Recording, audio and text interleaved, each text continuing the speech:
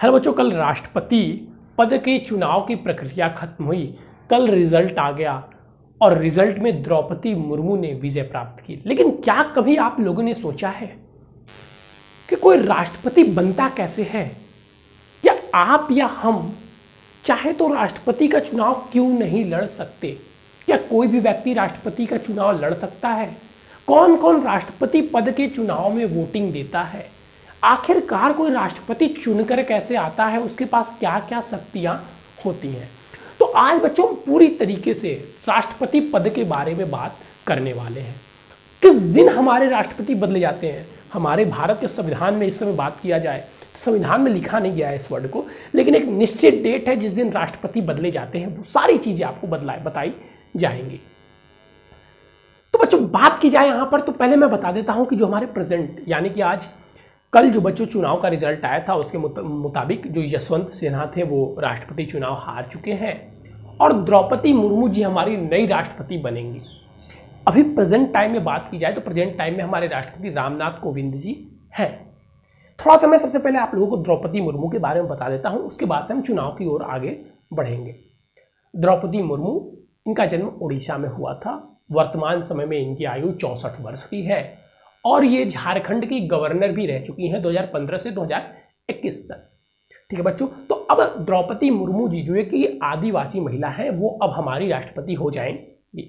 सबसे पहली बात, 25 जुलाई को हमारी राष्ट्रपति पद की वो शपथ लेंगे। लेकिन सर 25 जुलाई ही क्यों? आप अगर देखेंगे तो कोई भी राष्ट्रपति हमारे देश के शपथ लेते हैं वो 25 जुलाई एक फिक्स डेट है, जिस डेट की बात बच्चों हम लोगों ने आपसे की थी। 25 जुलाई एक ऐसा डेट है क्योंकि देखिए हमारे संविधान के नियम के अनुसार राष्ट्रपति देखिए अगर थोड़ी सी विपदा आती है तो हम प्रधानमंत्री को चुनाव को रोक सकते हैं, या प्रधानमंत्री के चुनाव देखते हैं आगे पीछे 10 दिन 15 दिन आगे पीछे, शपथ आगे पीछे होती रहती है। लेकिन जो राष्ट्रपति है वो हमारे संविधान के अनुसार 5 वर्ष के पश्चात हमारे राष्ट्रपति पुनः आ जाने चाहिए। तो जैसे ही 5 वर्ष पूरा होता है तो 24 जुलाई को जो हमारे इसमें प्रेजेंट टाइम के राष्ट्रपति हैं रामनाथ कोविंद जी, उनका कार्यकाल समाप्त हो जाता है और 25 जुलाई को जो नए राष्ट्रपति हैं वो अपना स्थान ग्रहण कर लेते हैं। अब बात होती है राष्ट्रपति चुनाव में सर क्यों बहुत कम लोग ही खड़े होते हैं? राष्ट्रपति चुनाव में अगर हम लोग देखें कि अगर हमारे क्षेत्र के विधायकी का चुनाव, मान लीजिए आपके क्षेत्र में विधायक का चुनाव है, सांसद का चुनाव है, तो वहां पर बहुत सारे लोग खड़े होते हैं चुनाव लड़ने के लिए। लेकिन जब बात आती है राष्ट्रपति की तो जैसे हम इस समय प्रेजेंट टाइम में भी देख रहे हैं तो सिर्फ 2 लोग थे, एक यशवंत सिन्हा और एक द्रौपदी मुर्मू। सर यहाँ पे 10 बार, जबकि इतना बड़े पद की चुनाव है, यहाँ पे विधायकी का चुनाव होता है, तब सर एक जिले में बात की जाए तो सर बहुत सारे लोग खड़े हो जाते हैं और यहाँ राष्ट्रपति में सर सिर्फ 2 लोग ही क्यों? तो इससे पहले मैं थोड़ा सा आपको पीछे लेके चलूंगा बच्चों। 1950 26 जनवरी 1950 जब हमारा संविधान लागू हुआ था तो हमारे संविधान में एक नियम बनाया गया था कि कोई भी अगर राष्ट्रपति पद का चुनाव लड़ता है तो कम से कम उसे 2 सांसद या विधायक, जो भी हो, कोई भी सांसद या विधायक, किसी 2 सदस्य उन्हें प्रस्तुत करने के लिए चाहिए और कोई 2 सदस्य की अनुमति यानी कि स्वीकृति, वहां पे वो बताएंगे कि हाँ हम इन्हें राष्ट्रपति पद के लिए उम्मीदवार बनाना चाहते हैं। ये लोग 2 लोग बनाएंगे, 2 लोग बताएंगे और फिर 2 लोग वहां पर उसे नोट करवाएंगे। मतलब टोटल 4 लोगों की आवश्यकता पड़ती थी। 2 लोग नोट करवाने के लिए, प्रस्तावित करने के लिए और 2 लोग उन्हें आगे की प्रक्रिया के लिए। मतलब लोग 4 टोटल विधायक या सांसद के साइन लगते थे। तो उस समय क्या होते थे, बहुत सारे लोग खड़े हो जाते थे। अब 2 विधायक 2 सांसद, तो 4 सांसद तो आप ही कीजिए, या 4 विधायक, आप थोड़े से भी बड़े नेता हैं तो आप 4 लोगों को जानते होंगे तो आप राष्ट्रपति पद के लिए खड़े हो सकते हैं। लेकिन क्या होता था बच्चों कि बहुत सारे लोग खड़े हो जाते थे, बहुत सारे लोग, मतलब बहुत सारे, मतलब 10-20 हजार, मतलब कम से कम 20 से 15 लोग खड़े हो जाते थे और उसके बाद भी ऐसे बहुत लोग खड़े होते थे जिनको शून्य वोट प्राप्त होता था, एक भी वोट उनको नहीं मिलता था। तो इसको देखते हुए इसको थोड़ा सा और सीमा बढ़ाई गई और सीमा बढ़ाकर 20 लोग किया गया कि 20 लोग आपको प्रस्तावित करने के लिए और 20 लोग आपको आगे की मतलब प्रक्रिया, मतलब उसके लिए टोटल 40 लोगों की आवश्यकता आपको पड़ेगी। फिर भी बहुत लोग खड़े हो जाते थे जिनमें से उनको शून्य वोट मिलते थे। तो उसके बाद से बच्चों जो प्रारंभ रूप में अभी कार्य कर रहा है वो है 50। आपको प्रस्तावित करने के लिए, प्रस्तुत करने के लिए 50 विधायक या सांसद सदस्यों की जरूरत पड़ेगी और फिर आपको आगे प्रोत्साहित करने के लिए 50 सांसद या विधायक, मतलब कुल 100 विधायक या सांसद की आपको आवश्यकता पड़ेगी।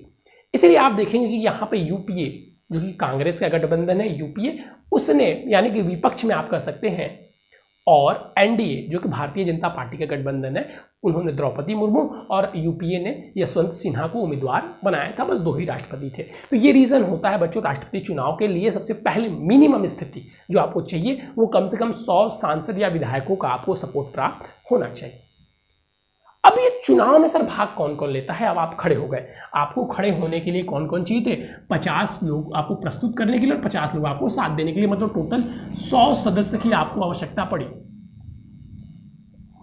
अब जो आगे की प्रक्रिया है, उस आगे की प्रक्रिया क्या? आप सर चुनाव लड़ना। तो चुनाव लड़ने के लिए, अब जब बात आती है चुनाव, तो चुनाव लड़ने के लिए लोग हमें वोटिंग देंगे। तो जब हमारा संविधान बन रहा था बच्चों, तो उसमें हमारे राष्ट्रपति को जो पूरी पावर होती है, वो पूरी पावर देखेंगे आप, हमारे राष्ट्रपति समझ सकते हैं कि उतनी पावर हमारे राष्ट्रपति के पास नहीं होती है। जो पूरी पावर होती है वो किसके पास होती है? प्रधानमंत्री के पास होती है। तो क्योंकि अब इनका भी अगर चाहा जाए, राष्ट्रपति का भी अगर चुनाव लोगों से करवाया जाए, हम लोगों से करवाया जाए, जनता से करवाया जाए, तो चुनाव ऐसे नहीं होते बच्चे, बहुत खर्च आते हैं चुनाव करवाने में। तो इसलिए इनका चुनाव सदस्यों द्वारा करवाया गया, जैसे जो विधानसभा के सदस्य हैं। याद रखिएगा, सदस्य में राष्ट्रपति चुनाव में भाग लेने वाले जो सदन है वो कौन कौन से हैं, लिख लीजिएगा। एक विधानसभा, लोकसभा, राज्यसभा। विधान परिषद भाग नहीं लेता है बच्चों, याद रखिएगा। विधान परिषद के सदस्य राष्ट्रपति चुनाव में भाग नहीं लेते हैं। विधान सभा के सदस्य, विधान परिषद के सदस्य राष्ट्रपति चुनाव में भाग नहीं लेते हैं। तो वो सदस्य जो विधानसभा के हैं और लोकसभा के हैं और राज्यसभा के हैं, वो लोग जाते हैं, अपना वोट जिस उम्मीदवार को चाहे उस उम्मीदवार को देते हैं और फिर उसके बाद से वो चयनित किए जाते हैं और उनका फिर कार्यकाल 5 वर्षों का होता है। और ठीक आप देखेंगे तो 25 जुलाई से पहले हर एक वर्ष आप देख लीजिए, किसी वर्ष देखिए, रामनाथ कोविंद को भी अगर आप डेट देखेंगे तो उनको भी 25 जुलाई को ही राष्ट्रपति बनाया गया था। तो फिर आप देखेंगे कि 5 साल 25 जुलाई से पहले जो चुनाव की प्रक्रिया होती है खत्म कर दी जाती है, रिजल्ट आ जाता है, ताकि 2-3 दिन का समय पर्याप्त हम लोग हमेशा रखते हैं। जैसे कि आप देख सकते हैं कि कल ही रिजल्ट आ गया, अभी 25 जुलाई को उनको राष्ट्रपति की कुर्सी सौंपी जाएगी।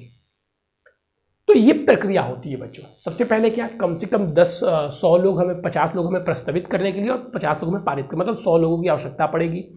उसके बाद से हमारा चुनाव में वोटिंग कौन देगा? तो विधानसभा, लोकसभा और राज्यसभा के सदस्य देंगे। ठीक है बच्चों। दूसरी बात, अब हमारा जो कुर्सी जो मिलती है राष्ट्रपति का चुनाव 25 जुलाई को हमारे संविधान के अनुसार 5 वर्ष बाद हो जाना चाहिए। अब दूसरी एक प्रश्न बच्चों के दिमाग में उठती है कि मान लीजिए सर, जैसे किसी राज्य में, अच्छा पहले बस राज्य के विधानसभा और विधान परिषद देते थे, लेकिन अब पंडुचेरी और दिल्ली के विधानसभा के सदस्य भी जो होते हैं वो भी, उनको भी वोटिंग का अधिकार मिल चुका है। दूसरी बात बच्चों, अब दूसरी खबर बच्चे सोचते हैं कि राष्ट्रपति का जब सर चुनाव हो रहा है तो मान लीजिए कि एक विधानसभा में मान लीजिए कि 215 सदस्य हैं, 400 सदस्य हैं, अगर उनमें से 300 सदस्य नहीं आते हैं, बस 100 सदस्य ही आते हैं, तो क्या सर वो वोटिंग मान्य होगी? तो जी बिल्कुल वो वोटिंग मान्य होगी, वो वोटिंग मान्य होगी। विधान जो राष्ट्रपति का चुनाव होता है, कहा ना जा रहा है 5 वर्ष से पहले, 25 जुलाई से अपडेट थी, तो किसी भी तरह इनको चुनाव कराकर 25 जुलाई तक हमें नए राष्ट्रपति देने होते हैं। ठीक है बच्चों। तो हमारी जो वर्तमान की राष्ट्रपति बनी वो कौन बनी? वो द्रौपदी मुर्मू बनी है, जो कि एक आदिवासी महिला है। 25 जुलाई से वो अपना कार्यभार संभालेंगे। और यशवंत सिन्हा जो यूपीए के थे बच्चों, वो हार गए थे। इससे पहले हमारे प्रधान, और कौन से राष्ट्रपति हैं? द्रौपदी मुर्मू कौन से राष्ट्रपति हैं? तो हमारे देश की 15वीं राष्ट्रपति कौन है? द्रौपदी मुर्मू जी हैं, जिनका जन्म कहाँ हुआ था? तो उड़ीसा में हुआ था। इनकी वर्तमान आयु कितनी है? तो इनकी वर्तमान आयु बच्चों 64 वर्ष है। इनका पूर्व कार्य क्या था? तो ये पूर्व में झारखंड की राज्यपाल थी। ठीक है बच्चों। तो ये थी हमारे राष्ट्रपति चुनाव की प्रक्रिया। चलिए बच्चों, आज के लिए बस इतना ही। Thank you, have a nice day. फिर मिलेंगे नए और इम्पोर्टेंट टॉपिक के साथ।